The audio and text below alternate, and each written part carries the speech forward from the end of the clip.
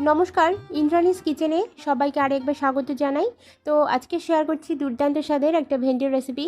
অনেক রকম ভেন্ডির রেসিপি হয়তো বানিয়ে খেয়েছেন, একবার হলেও ভেন্ডির এই রেসিপিটা বানিয়ে ট্রাই করে দেখুন।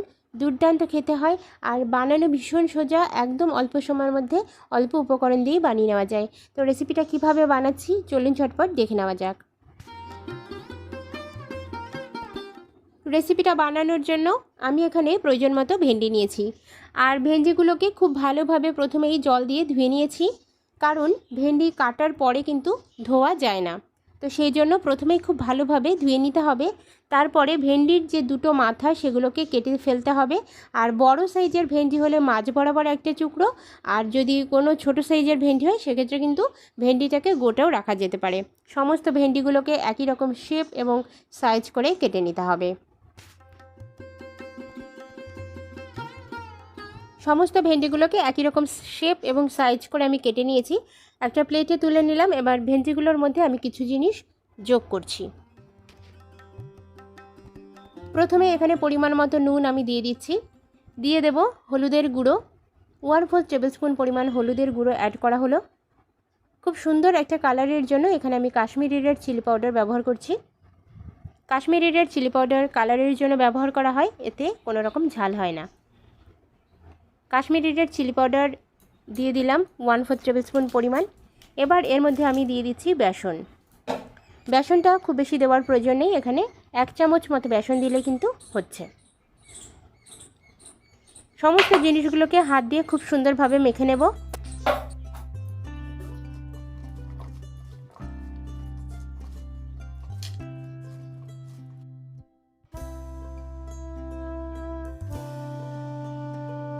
যেহেতু বেসন ব্যবহার করেছি সেই জন্য কিন্তু মশলাগুলো শুকিয়ে যাচ্ছে, তো তার জন্য সামান্য একটু জল এখানে আমি অ্যাড করে দিচ্ছি। তো হাতের মধ্যেই আমি সামান্য একটু জল নিয়ে নেব। এখানে জলের পরিমাণটা দেখুন, জাস্ট 1/2 টেবিল স্পুনও হবে না, এতটাই কম পরিমাণ জল, জাস্ট ভেন্ডিগুলোকে একটু ভিজিয়ে নেওয়ার জন্য। যদি কারো মনে হয় যে এই সময় ভেন্ডিটা শুকাচ্ছে না, সেক্ষেত্রে জলের প্রয়োজন নেই, কারণ মশলাগুলো ভেন্ডির গায়ে খুব সুন্দরভাবে কিন্তু মাখতে হবে।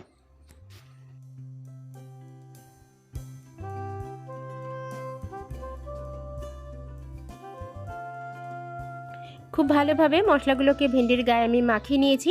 এবার এভাবেই আমি রেস্টে রেখে দিচ্ছি 5 মিনিটের জন্য। এভাবে ম্যারিনেশনের পরে ভেন্ডিগুলোকে যদি 5 মিনিট রেস্টে রাখা হয়, সেক্ষেত্রে ভেন্ডিটার টেস্ট কিন্তু অপূর্ব আসবে। মশলাগুলো ভেন্ডির ভেতর খুব সুন্দরভাবে প্রবেশ করবে। সরাসরি চলে যাচ্ছি কড়াইয়ের কাছে।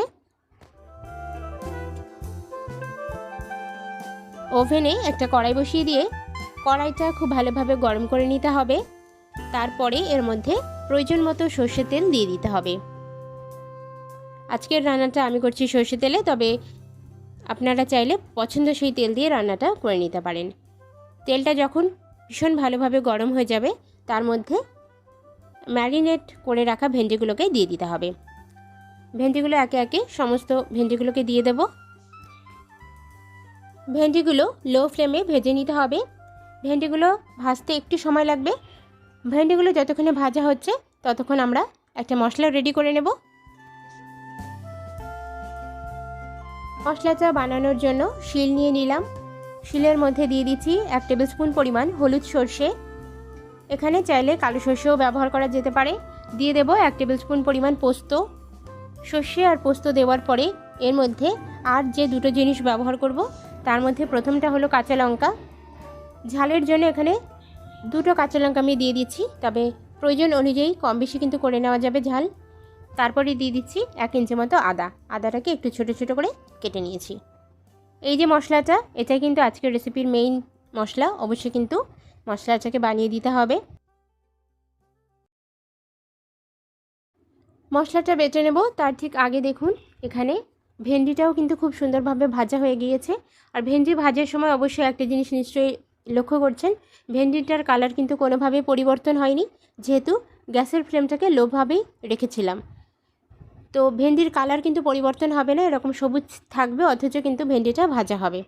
আর ভেন্ডিটা যেন খুব বেশি নরম না হয়ে যায় সেটাও কিন্তু খেয়াল রাখতে হবে। ভেন্ডিটাকে একটা আলাদা পাত্রে তুলে নিচ্ছি।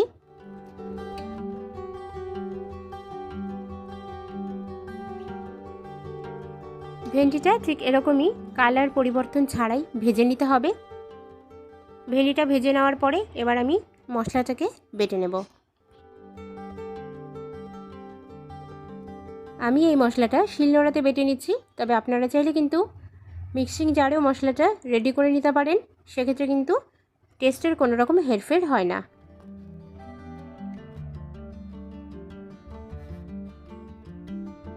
মশলাটা বাটার সময় প্রয়োজন হলে অবশ্যই কিন্তু একটু জল দিতে হবে। জল দিয়ে মশলাটাকে বেটে নিতে হবে। মশলাটা একদম ঠিক এরকমভাবে মিহি করে বেটে নিয়েছি। এবার আমি একটা বাটিতে ব্যবহার করার সুবিধার জন্য তুলে নিচ্ছি।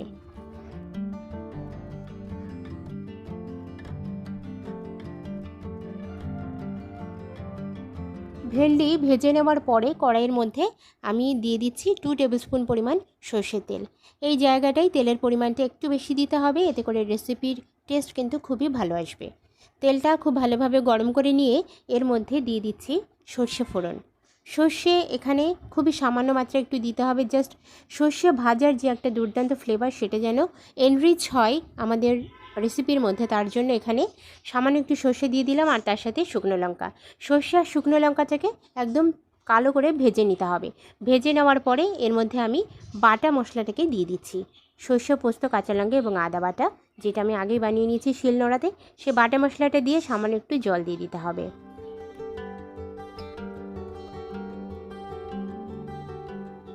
মশলাটার কালার আমি আনার জন্য এখানে দিয়ে দিচ্ছি হলুদের গুঁড়ো 1/4 টেবিল স্পুন পরিমাণ হলুদের গুঁড়ো দিয়ে দিলাম।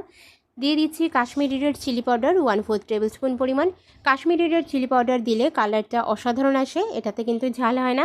এবার আমি দিয়ে দিচ্ছি লঙ্কার গুঁড়ো, এটা কিন্তু ঝালের জন্য ব্যবহার করছি। কাঁচা লঙ্কা আমি ব্যবহার করেছি ঝালের জন্য, আর এখানে আর সামান্য একটু লঙ্কার গুঁড়ো দিয়ে দিলাম। চাইলে আপনারা দিতে পারেন, না চাইলে নাও দিতে পারেন। সমস্ত কিছুকে খুব সুন্দরভাবে আমি কষিয়ে নেব একদম তেল রিলিজ হওয়া পর্যন্ত।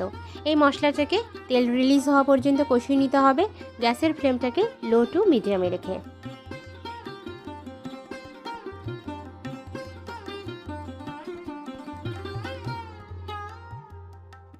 ফাইনালি কিন্তু মশলা থেকে খুব সুন্দরভাবে তেল ছেড়ে দিয়েছে।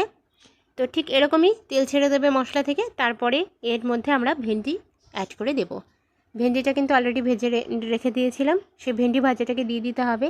ভেন্ডি ভাজাটা দেওয়ার পরে মশলার সাথে হালকা হাতে একটু নাড়াচাড়া করে নেব। খুব বেশি সময় নাড়াচাড়া করার প্রয়োজন নেই, 1 থেকে 1.5 মিনিট মতো নাড়াচাড়া করে নিয়ে এর মধ্যে আমরা জল অ্যাড করে দেব। এখানে একদম নর্মাল ওয়াটার দিয়ে দিচ্ছি। আর আজকের রেসিপিটা হবে সেমি গ্রেভি রেসিপি, তার জন্য বুঝে কিন্তু এখানে জল দিতে হবে, খুব বেশি জল দেওয়া যাবে না।